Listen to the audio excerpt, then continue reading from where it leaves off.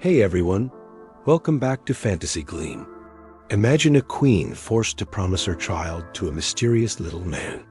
A spinning wheel, mountains of straw, and a bargain that could cost everything.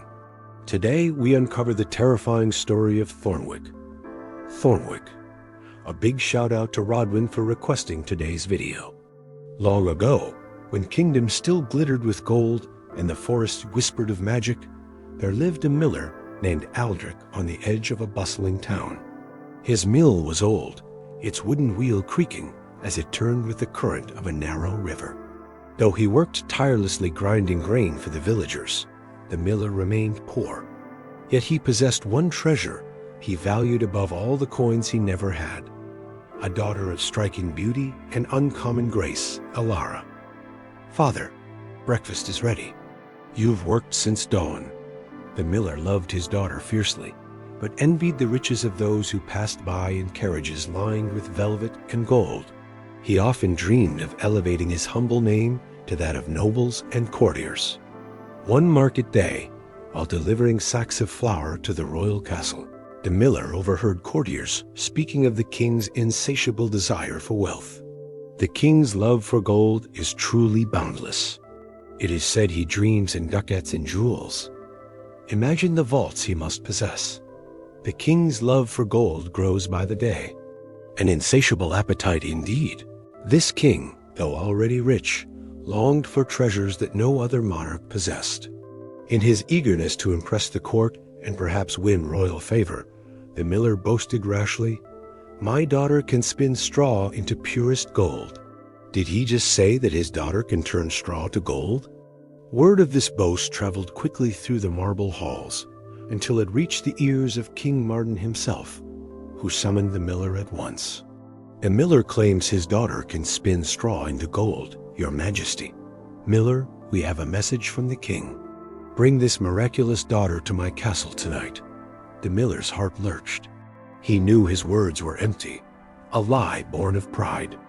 Yet fear of the king's displeasure burned hotter than shame.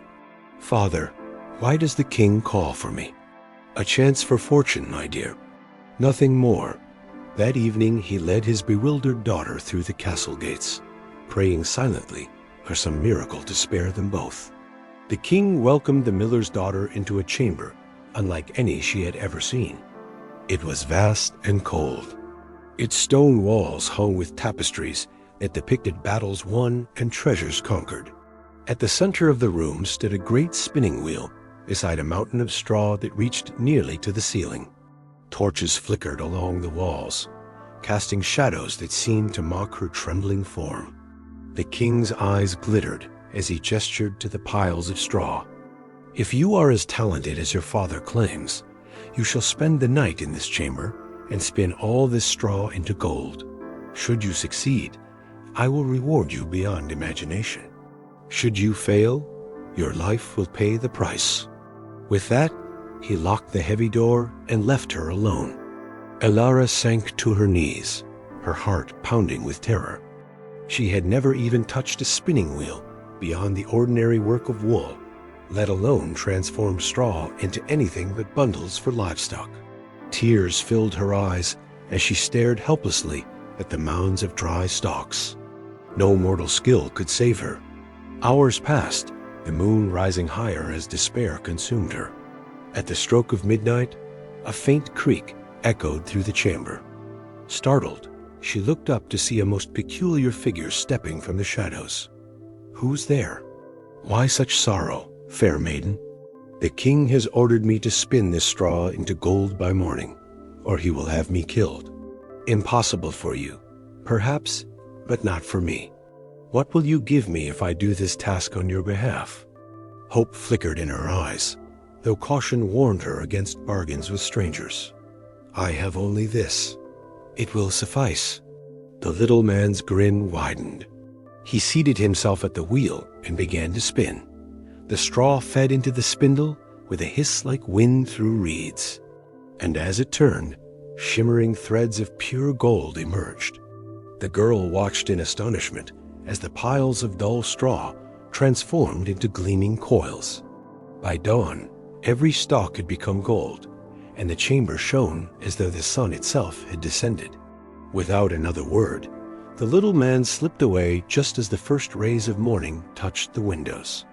The king entered soon after, his eyes widening with greed at the sight. Magnificent! But rather than releasing the girl, he led her to an even larger room, overflowing with straw. That night, despair returned. As the moon rose, so did the strange little man. What will you give me this time? Elara removed the ring her mother had once worn and offered it with trembling fingers. Again he spun through the night, and again the straw became gold. On the third evening, the king led her to the grandest chamber of all, filled to the rafters with straw. If you succeed once more, you shall become my queen. When the little man appeared that night, the girl's heart sank.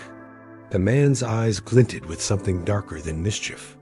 I have nothing left to give. Then promise me your firstborn child when you become queen. Horror seized her. If it must be so, satisfied, the little man spun the straw into gold for a third time, and by morning the chamber blazed with wealth beyond counting. True to his word, the king married Elara. Though she wore the crown of a queen, joy was slow to find her.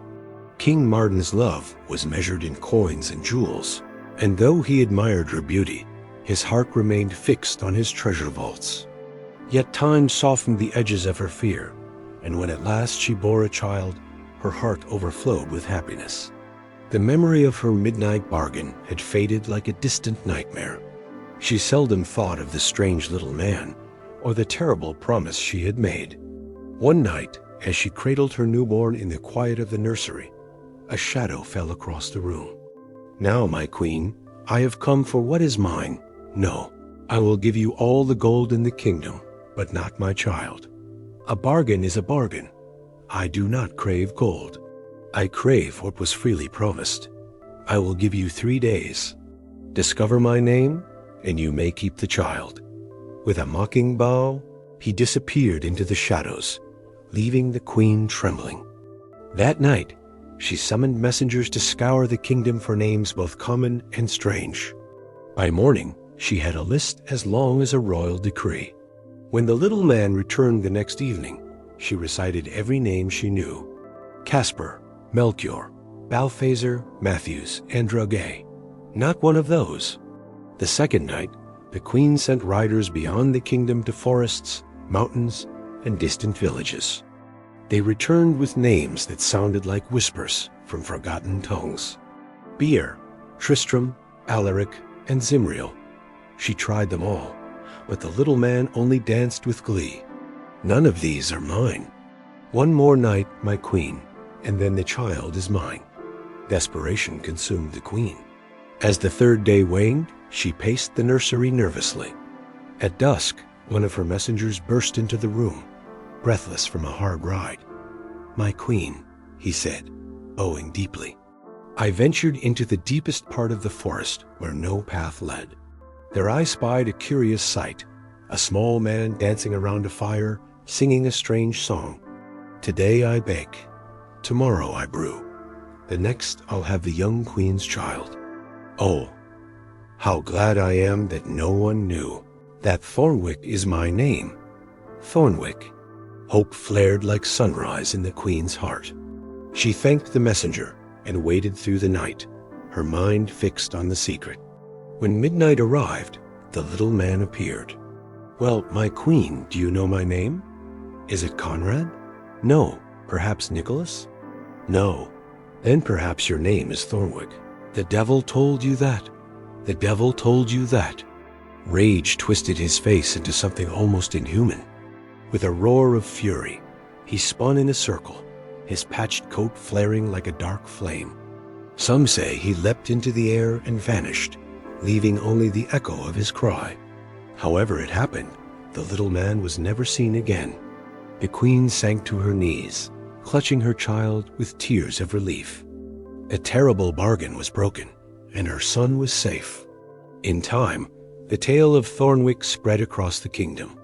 People whispered of the dangers of pride and the price of rash promises. The miller, humbled by his folly, lived out his days quietly, never again boasting of gifts he did not possess. As for Queen Elara, she raised her child with a heart forever grateful for the messenger's courage and the power of a name. For in the end, it was not gold or crowns that saved her, but the strength of hope, the wisdom to seek help, and the discovery of a truth hidden in the shadows.